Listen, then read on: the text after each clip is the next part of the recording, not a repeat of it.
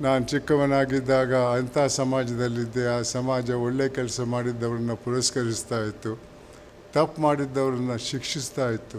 ಅದು ಕೋರ್ಟ್ ಶಿಕ್ಷೆ ಅಲ್ಲ.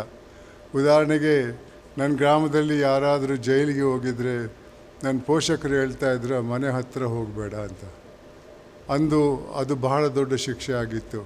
ಅದು ಕೋರ್ಟಿನ ಶಿಕ್ಷೆ ಅಲ್ಲ.